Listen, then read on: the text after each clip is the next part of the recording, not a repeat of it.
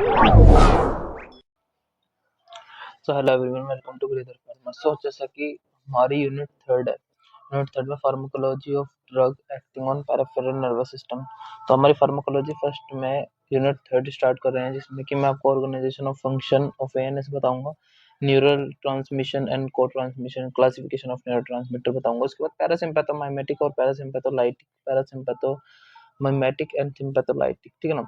यहाँ तक हम कवर कर लेंगे। इसके अगले में हम न्यूरोमस्कुलर ब्लॉकिंग एजेंट बेसिकली देखेंगे एंड लोकल एनेस्थीसिया और ड्रग इन माइस्थेनिया ग्रेविस में यूज होता है। तो 2 लेक्चर में इस यूनिट को खत्म कर देंगे। तो चलते हैं हम अपने नोट्स की तरफ। सो नोट्स आपको टेलीग्राम पर अवेलेबल हो जाएंगे, जैसा कि आप जानते भी होंगे। अगर आपने अभी तक सब्सक्राइब नहीं किया है तो चैनल को सब्सक्राइब कर लेना, ठीक है ना। नोट्स आपको टेलीग्राम पर अवेलेबल हो जाएंगे और लिंक डिस्क्रिप्शन में अवेलेबल है।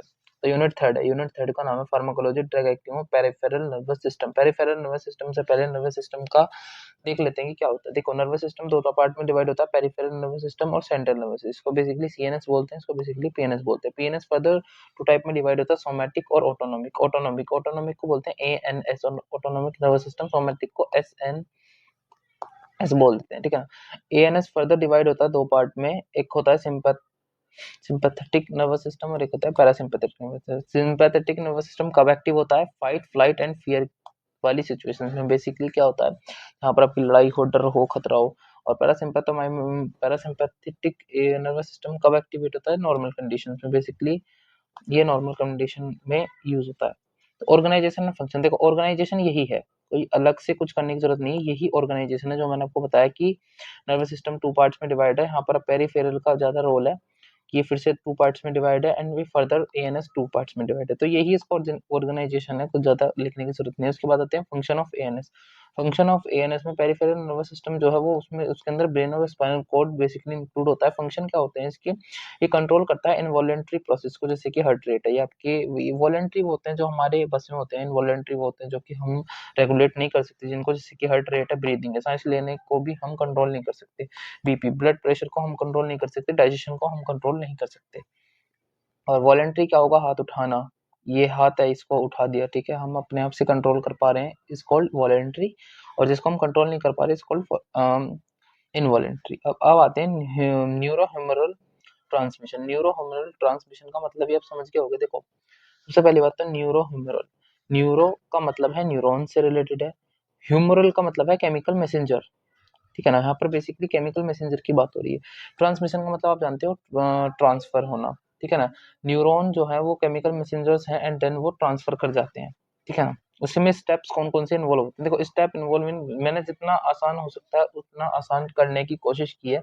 काफी लोगों ने इसको अलग तरीके से समझा रखा है, बट मेरे समझाने का तरीका अलग है और मैं समझाने की कोशिश करता हूँ कि जो आप पेपर में भी लिख कर सकें। बेसिकली आपको लिखना पेपर में है, कहीं और आपको लिखना नहीं है, तो एक के पेपर में आप लिख सकें, इस टाइप से मैं समझाता हूँ। देखो, सबसे पहला प्रोसेस में क्या आएगा? सबसे पहला प्रोसेस होता है ट्रांसमीटर सिंथेसिस। ट्रांसमीटर सिंथेसिस में क्या होता है कि transmitter present in nerve terminal. जो आपके ट्रांसमीटर्स होते हैं वो कहाँ पर प्रेजेंट होते हैं? Nerve terminal. Nerve terminal I think आप जानेंगे होंगे कि यहाँ पे ये इसका नर्व टर्मिनल होता है, नर्व टर्मिनल। इसका जो ट्रांसमिशन सिंथेसिस होता है इसमें टायरोसिन आता है। जो ट्रांसमीटर स्टोरेज होती है, ट्रांसमीटर स्टोरेज कहाँ पर होती है? आपको पता है कि ट्रांसमीटर कहाँ पर स्टोर करेंगे? वो वेसिकल्स में स्टोर करेंगे। वेसिकल्स, ये इस टाइप की वेसिकल्स होती हैं जहाँ पर आपके प्रेजेंट होती है, यहाँ पर रिसेप्टर्स प्रेजेंट होते हैं बेसिकली। इम्पल्स, उसके बाद जो हमारा आता है उसके बाद आता है इम्पल्स कंडक्शन। इम्पल्स कंडक्शन मतलब आपको समझ गए होगी कि यहाँ पर इम्पल्स का कंडक्शन स्टार्ट होगा, यहाँ पर एक्टिवेशन होगा। क्या होगा? सोडियम पोटेशियम पंप का एक्टिवेशन होगा। उसके बाद आपका ट्रांसमीटर रिलीज होगा कि जो भी आपके ट्रांसमीटर, ये ऊपर थे ना, टायरोसिन है, एसीएच, डोपामिन, जो भी ट्रांसमीटर है वो रिलीज कर जाएंगे। यहाँ पर आप दिखा भी सकते हो इस टाइप का डायग्राम। देखो, हर एक चीज मैं बना के दिखाऊंगा वो जरूरी मैटर नहीं करता, काफी चीजें आप खुद भी कर सकते हो। यहाँ पर दो, ये प्री साइनेटिक नोव, ये पोस्ट साइनेटिक नोव, यहाँ पर आप यहाँ पर रेगुलेट होते हुए मतलब रिलीज होते हुए दिखा सकते हो, ठीक है ना।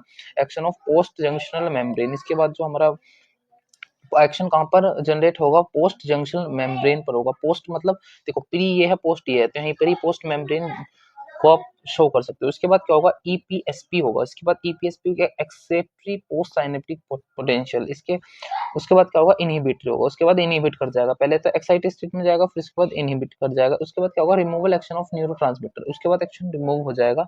एंड देन यही सब स्टेप्स इन्वॉल्व होंगे न्यूरल देखो जितना आसान हो सकता है मैंने वो समझाने की कोशिश की है।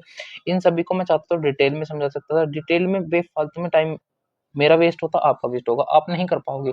इस तरीके से स्टेप्स में लिखोगे, पेज भी जल्दी भरेगा और ऊपर से टीचर को भी आसानी होगी चेक करने में और पास होने में भी।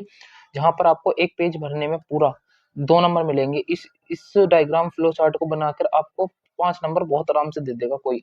और यहाँ पर जरूरी नहीं है, मैंने यहाँ पर डायग्राम शो नहीं किए हैं क्योंकि फिर बहुत बड़ा वीडियो हो जाता है। देखो डायग्राम मैंने यहाँ पर बताया है, आप बीच बीच में डायग्राम बता सकते हो। देखो ये है प्री, तो सबसे पहले तो ये है प्री साइनेटिक मेम्ब्रेन, ठीक है ना। यहाँ ये मेम्ब्रेन आपको पता है कि बाहर वाले पार्ट को मेम्ब्रेन ही बोल देते हैं। ये है पोस्ट साइनेटिक मेम्ब्रेन जो ऊपर मैंने यहाँ पर शो करी है। उसके बाद क्या है, यहाँ पर इम्पल्स कंडक्ट होगा। सबसे पहले आपको पता है यहाँ पर इम्पल्स कंडक्ट होगा। फिर उसके बाद यही क्या, ये साइनेप्टिक वेसिकल्स है जहाँ पर हमारे स्टोर होते हैं न्यूरोट्रांसमीटर। बेसिकली यहाँ पर रिलीज होंगे एक्साइटेटरी ट्रांसमिशन होगा, देखो यहाँ पर रिलीज हो रहे हैं। उसके बाद यहाँ पर क्या होगा, डिपोलराइज कर जाएगी ईपीएसपी मतलब एक्साइटेटरी प्री साइनेटिक वाला। और यहाँ पर आईपीएसपी, यहाँ पर क्या होगा, पोटेशियम अंदर जाएंगे, पोटेशियम बाहर आएंगे, कैल्शियम अंदर जाएगा, पोटेशियम बाहर आएगा, इस टाइप से। और सोडियम फर्दर बाहर चला जाएगा। इस टाइप के से आप इसका जो एग्जाम में फिगर बना सकते हो। ये रहा न्यूरो हार्मोनल ट्रांसमीटर। न्यूरो का मतलब न्यूरॉन है, ह्यूमरल का मतलब केमिकल है, ट्रांसमीटर का मतलब ट्रांसफर होना है, ठीक है ना। बेसिकली क्या, केमिकल मैसेंजर का को ट्रांसमीटर आते हैं। को ट्रांसमीटर क्या होते हैं, जब आप ट्रांसमीटर वर्क नहीं करते तो उसके in the absence of transmitter तो को ट्रांसमीटर को यूज होता है। आपकी प्राइमरी जो चीजें यूज होगी वो होगी आपकी transmitter, neuro humoral transmitter. But लेकिन नहीं, किसी कोई कभी ऐसी सिचुएशन आ सकती है कि वो चीजें यूज में ना आ पाए, तो उसके लिए हमारे पास सेकेंडरी ऑप्शन क्या होता है कि को ट्रांसमीटर को हम यूज कर सकते हैं। बेसिकली सेकेंडरी को ट्रांसमीटर मतलब जो हमारे सेकंड चॉइस है को ट्रांसमीटर, उसमें कौन कौन से आते हैं, एटीपी आ सकता है, वैसो एक्टिव इंटेस्टाइनल पेप्टाइड आता है, न्यूरोपेप्टाइड आता है, सोमेटोस्टेटिन आता है। जबकि हमारी प्राइमरी क्या है, प्राइमरी हमारी न्यूरोट्रांसमीटर में क्या आता है, एसीएच एसिटाइल कोलिन डोपामिन, ये सब चीज हमारी प्राइमरी हो जाती है। ये सब चीज ये को ट्रांसमीटर जब यूज होगा जब ट्रांसमीटर रिलीज नहीं होगा। को ट्रांसमीटर में भी लोकलाइज्ड द सेम वेसिकल, वे उसी सेम वेसिकल में लोकलाइज्ड में प्रेजेंट होते हैं एज द प्राइमरी ट्रांसमीटर।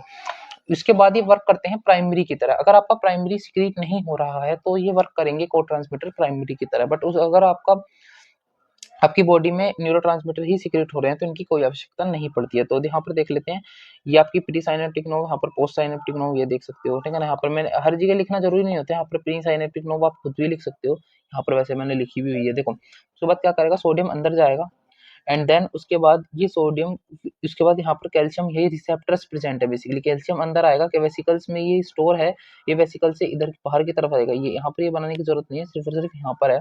उसके बाद यहाँ पर बाहर आएगा एंड ये अदर सब्सटेंस मतलब कि कोई भी अदर हो सकते हैं। ये सिग्नल को ट्रांसमीटर रिलीज है, यहाँ पर जो को ट्रांसमीटर है वो रिलीज कर जाएंगे। कौन कौन से को ट्रांसमीटर है मैंने आपको पीछे ही बताया, सोमेटोस्टेटिन है, न्यूरोपेप्टाइड है, वैसो एक्टिव इंटेस्टाइनल पेप्टाइड है, एटीपी है। इन यही सब है इसके एग्जांपल्स, ठीक है ना।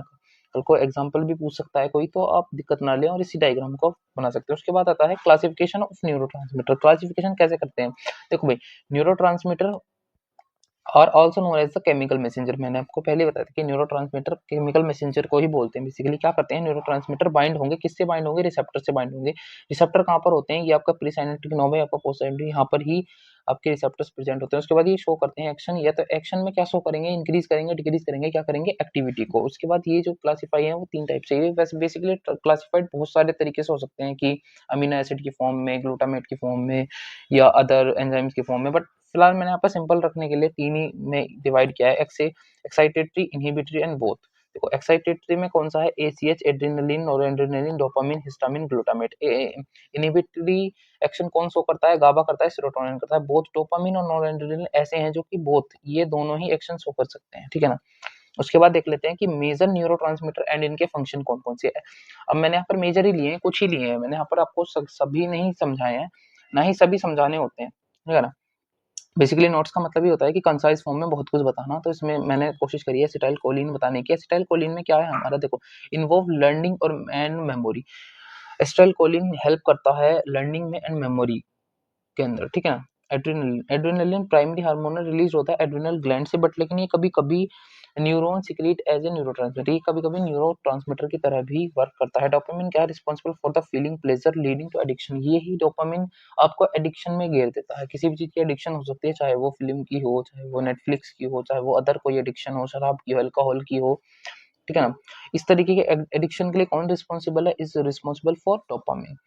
Responsible for feeling and pleasure, जो भी आपका फीलिंग एंड प्लेजर होता है वो किसी भी चीज को लेकर हो सकता है। प्लेजर कहीं घूमने जाने के लिए, सेक्स के लिए, एट ऑल किसी भी चीज के लिए प्लेजर वो डोपामिन के थ्रू ही होता है। सेरोटोनिन, सेरोटोनिन में क्या होता है बेसिकली, आपकी फीलिंग ऑफ हैप्पीनेस, ये हैप्पी फीलिंग के लिए होता है। Play the role of sleep cycle, sleep cycle आपने देखा होगा कि किसी किसी की स्लीप साइकिल डिस्टर्ब हो जाती है तो वो कितना ज्यादा परेशान रहता है, तो उसके लिए कौन रिस्पॉन्सिबल है, बेसिकली सेरोटोनिन रिस्पॉन्सिबल है। डाइजेस्टिव सिस्टम के रेगुलेशन में भी कौन हेल्प करता है, सेरोटोनिन हेल्प करता है।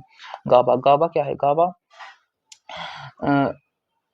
गाबा अमीनो ब्यूटाइरिक एसिड है बेसिकली इसकी फुल फॉर्म तो, बट लेकिन ये क्या करता है, कोज एंजाइटी, एंजाइटी को कोज करता है। Contribute motor control and vision, ये विजन मतलब देखना होता है, कंट्रोल मोटर नर्व्स को भी यही कंट्रोल करता है। बेसिकली गाबा का क्या एक्शन है, ये इनहिबिटरी है, ये इनहिबिट करता है किसी ये एंजाइटी को और इंक्रीज कर देता है। तो I hope, thank you so much. देखिए अब मैं आपको एक चीज इसमें लास्ट समझा देता हूँ, हम अपने एक बार सिलेबस पे चलते हैं, ठीक है ना। देखिए बैचलर ऑफ फार्मेसी का मैंने सिलेबस खोला है, उसके अंदर ये वाला टॉपिक मैंने कवर नहीं किया, पैरासिम्पैथोमाइमेटिक, पैरासिम्पैथोलाइटिक, सिम्पैथोमाइमेटिक, सिम्पैथोलाइटिक, ये सब मैंने मेडिकेम में पढ़ाया हुआ है। दोबारा दोबारा नहीं पढ़ाना अच्छा लगता। मेडिकेम में सिर्फ आप एक काम करेंगे, मैं आपको डिस्क्रिप्शन में लिंक अवेलेबल करूंगा, वहां से आपको नोट्स मिल जाएंगे। इसके नोट्स के सीधा सीधा लिंक दूंगा मैं आपको, पैरासिम्पैथोमाइमेटिक, सिम्पैथोलाइटिक जो भी है, उसमें सिर्फ और सिर्फ आप एक चीज करेंगे, उसमें स्किप करेंगे आप सिर्फ और सिर्फ स्ट्रक्चर, स्ट्रक्चर को आप स्किप करेंगे। उसके अंदर जो भी इसके अंदर ड्रग्स हैं, क्लासिफिकेशन आपको सभी का मिलेगा, एमओए आपको सभी का मिलेगा, यूजेस आपको सभी के मिलेंगे, उसके अलावा कुछ भी नहीं करना, ठीक है ना। दोबारा दोबारा मेहनत करने, दोबारा दोबारा लिखने का कोई फायदा नहीं होता। डिस्क्रिप्शन में लिंक मिलेगा आपको, उस पर क्लिक करिए, आपको नोट्स मिल जाएंगे, और उसके बाद आपको सिर्फ सिर्फ स्किप कर देना है स्ट्रक्चर, जो भी इस तरीके के स्ट्रक्चर आपको मिलेंगे उनमें ड्रग्स के, उन स्ट्रक्चर की कोई जरूरत नहीं है फार्माकोलॉजी में। सिर्फ और सिर्फ आपको अपना थ्योरी वाला वो देखना है। केमिकली सब कुछ छोड़ दीजिए, रिएक्शन है, सिंथेसिस है, सब कुछ स्किप कर दीजिए, स्ट्रक्चर है कर दीजिए। और जो हमारा नेक्स्ट लेक्चर आएगा उसमें हम न्यूरोमस्कुलर ब्लॉकिंग एजेंट ये सब देखेंगे, और ये तीनों टॉपिक कवर कर लेंगे बेसिकली। आई होप लेक्चर अच्छा लगा होगा, अगर लेक्चर अच्छा लगा है तो थैंक यू सो मच।